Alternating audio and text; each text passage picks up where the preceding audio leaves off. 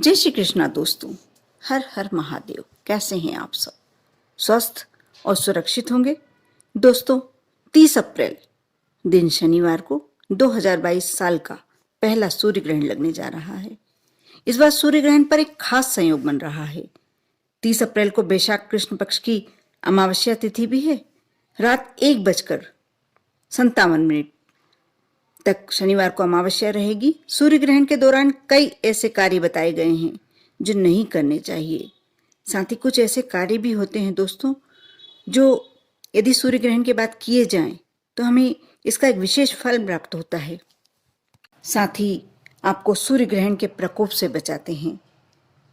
ग्रहण के बाद पवित्र नदी में या जल में, यदि पवित्र नदी आसपास है, आप यदि उसमें स्नान कर सकते हैं तो श्रेष्ठ, उत्तम।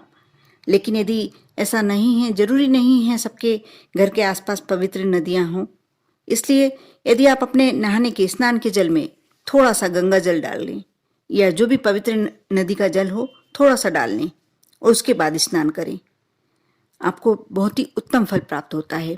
यदि आप घर में भी थोड़ा सा जल डालकर भी करते हैं गंगा जल, तो आपको श्रेष्ठ नदियों के ही स्नान करने का पुण्य प्राप्त होता है।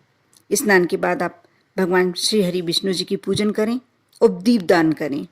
स्वास्थ्य अनुकूल बना रहेगा और साथ ही मान प्रतिष्ठा में वृद्धि होगी। यदि जो व्यक्ति जिसे कहीं सम्मान नहीं मिलता हो, जितना सम्मान का वह अधिकारी है, वह सम्मान घर में, समाज में, परिवार में, कहीं बाहर, कहीं भी प्राप्त नहीं हो पाता है, जिसकी कोई सुनना नहीं चाहता, यदि वो व्यक्ति कार्य करता है तो अवश्य उसको मान प्रतिष्ठा प्राप्त होती है। सूर्य ग्रहण के बाद कुष्ठ आश्रम में अन्न, कपड़े, धन का दान पुण्य करना चाहिए। यदि नहीं है, कुष्ठ आश्रम नहीं है, तो आप विधवा आश्रम या अनाथ आश्रम, इसमें भी ये वस्तुएं दान कर सकते हैं।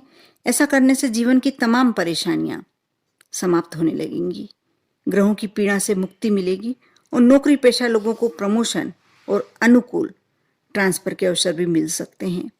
साथ ही सूर्य ग्रहण के बाद आप यदि केले के वृक्ष की पूजन करते हैं, सुख समृद्धि के लिए जल में थोड़ा सा तिल, गुड़ मिलाकर केले की जड़ को सींचना, यदि सींचते हैं, अधिक फलदायी होता है, बहुत ही ज्यादा पुण्यकारी और बहुत ही अच्छे उत्तम फल देने वाला होता है। साथ ही दोस्तों, एक ऐसा उपाय बताने जा रही हूं जिससे यदि आप पर बहुत ज्यादा कर्ज भी चढ़ा हुआ है तो उससे मुक्ति मिलने की आपको पूरी संभावना रहेगी। क्योंकि कर्ज व्यक्ति पर तभी चढ़ता है जब उसके आमदनी के स्रोत कम होते चले जाते हैं, और इस उपाय को करने के बाद आपकी आमदनी में अवश्य वृद्धि होगी। इस बार सूर्य ग्रहण शनिवार के दिन, अमावस्या के दिन पड़ रहा है, तो यह उपाय करना और भी ज्यादा श्रेष्ठ हो जाता है, क्योंकि ये दिन ही ऐसा है।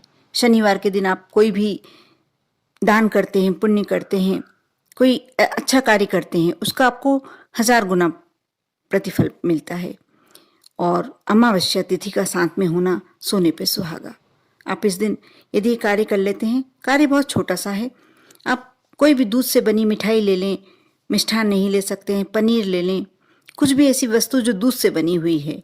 यदि वह नहीं ले सकते हैं, सामर्थ्य नहीं है, तो आप मीठी रोटी, एक मीठी रोटी बनवा लें और जहाँ कौवे आपको दिखें, मिले, जहाँ हो सकता है कि आप ऐसा कोई स्थान हो, वैसे आजकल कौवे दिखने में शायद दिख नहीं रहे हैं, कौवे बहुत कम दिखाई दे रहे हैं, लेकिन जिस किसी को यदि ऐसा लगता है कि यहाँ कौवे जरूर आके बैठते हैं, रेलवे स्टेशन पर, प्लेटफॉर्म पर कौवे अवश्य उड़ते हुए दिखाई देते हैं। यदि आप कर सकते हैं तो मीठी रोटी सबसे श्रेष्ठ तो होता है। यदि पनीर या दूध से बनी हुई मिठाई या मिष्ठान वगैरह आप टुकड़े करके डालते हैं, कौवों को खिलाते हैं, तो अवश्य आपकी आमदनी के स्रोत बढ़ेंगे, और आपकी आमदनी के स्रोत बढ़ेंगे तो आपको कर्ज से मुक्ति तो मिलनी ही मिलनी है। यदि आप कर सकते हैं तो इस दिन ये उपाय अवश्य करें। बहुत ही श्रेष्ठ योग आ रहा है, और सूर्य ग्रहण का आप उसके बाद का जो यदि कार्य कर अपना फायदा अवश्य उठा सकते हैं। सूर्य ग्रहण के पश्चात स्नान करने के बाद आप यदि आसपास गौशाला है तो गौशाला में जाएं, गौ माता को चारा और गुड़ खिलाएं। यदि गौशाला नहीं है, जो आसपास यदि कहीं गाय दिखाई दें, आप उनको चारा नहीं खिला सकते, रोटी पर गुड़ रखकर खिलाएं। व्यापार में लाभ ही लाभ प्राप्त होगा, कर देखें।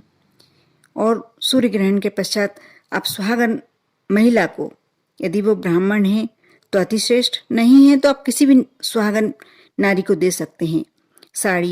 साड़ी नहीं दे सकते तो कोई दूसरा वस्त्र, रुमाल, श्रृंगार की जो सामग्री आप भेंट कर सकते हैं। ऐसा नहीं है दान करना है तो आपको बहुत पैसा खर्च करके ही करना है। आप दान, छोटे से छोटा दान भी कर सकते हैं, बस आपके मन की भावना श्रेष्ठ होनी चाहिए। आप सुहाग सामग्री में जो भी दे सकते हैं, जिसके भी आपके सामर्थ्य है वह दें। वस्त्रों में भी आप साड़ी नहीं दे सकते हैं तो ब्लाउज का कपड़ा दें। ब्लाउज का कपड़ा भी नहीं दे सकते हैं तो आप छोटा सा रुमाल भी दान कर सकते हैं। उसका भी आपको उतना ही फल प्राप्त होगा जितना आप साड़ी दान करेंगे। इससे भी आपको बहुत ही श्रेष्ठ अनुभव होंगे। आपका दाम्पत्य जीवन सुखमय होगा और आपके सुहाग में, सौभाग्य में वृद्धि होगी। दोस्तों, यदि सूर्य ग्रहण के बाद आपने स्नान कर लिया और मंदिरों में भी सफाई होती है, तो आप यदि किसी मंदिर में, यदि आपके आसपास लक्ष्मी मंदिर है, विष्णु मंदिर है, तो अति श्रेष्ठ। यदि उसमें झाड़ू का दान करते नहीं हैं तो कोई देवी माँ के मंदिर में, कोई भी मंदिर में आप झाड़ू का दान करें। माँ लक्ष्मी का आप पर स्थिर आशीर्वाद हो जाएगा। हमेशा के लिए आपको माँ लक्ष्मी का आशीर्वाद प्राप्त होगा। आप कर देखें। ये भी बहुत छोटा सा उपाय है लेकिन बहुत श्रेष्ठ उपाय है। लेकिन इसके लिए आपको सबसे पहले दिन या कुछ समय पहले आपको नई झाड़ू खरीद कर रखना होगा। और जब आप अमावस्या तिथि के दिन, जिस दिन सूर्य ग्रहण है, उसका ग्रहण काल समाप्त होने के बाद आप स्नान करेंगे। अधिकतर लोगों को देखा है कि वह मंदिर दर्शन करने अवश्य जाते हैं। उस झाड़ू को लेकर जाएं और दान कर आएं। अब देखना उसका आपको कितने पॉजिटिव रिजल्ट्स देखने को मिलते हैं। कर देखें। सूर्य ग्रहण के पश्चात आलू बैंगन की सब्जी, पूड़ी, काले गुलाब जामुन, यदि 11 गरीब जो जरूरतमंद व्यक्ति होते हैं, दरिद्र नारायण, उन्हें यदि खिलाते हैं, इससे शनि जनित दोषों से मुक्ति मिलेगी। यदि शनि की ग्रह आपके ऊपर बुरी चल रही है, दशा खराब चल रही है, उसमें भी आपको अवश्य बदलाव देखने को मिलेगा। सूर्य ग्रहण के पश्चात आप घर में ही स्नान करके तुलसी जी को जल का अर्घ अवश्य प्रदान करें एवं शुद्ध देशी घी का दीपक जलाएं। आपके विवाह में यदि रुकावटें आ रही हैं वह समाप्त होंगी और साथ ही मनचाहा जीवन साथी प्राप्त होगा। सूर्य ग्रहण के पश्चात यदि आपके आसपास कोई बच्चों का अनाथ आश्रम है तो उसमें पढ़ने लिखने की सामग्री का दान करें। आपके बच्चे पढ़ाई में अव्वल निकलेंगे, बहुत ही अच्छी पढ़ाई करेंगे, क्योंकि ये ऐसा नहीं है उपाय या टोटका है।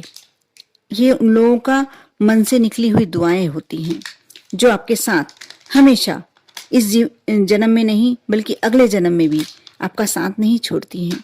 जब भी आप मुश्किलों में होती हैं, परेशानियों में होते हैं, वह आपका हमेशा साथ रहती हैं और उनकी दुआएं आपके लिए बहुत ही पॉजिटिव बन जाती हैं। यदि इसको आप उपाय समझ के करेंगे तो शायद इसका श्रेष्ठ फल नहीं प्राप्त हो, लेकिन आप मन में ये भावना रखें कि नहीं, मुझे ये करना है और आप अवश्य बहुत अच्छे जीवन जिएंगे, साथ ही पुण्यकारी बनेंगे। कर देखें। ओम नमः शिवाय।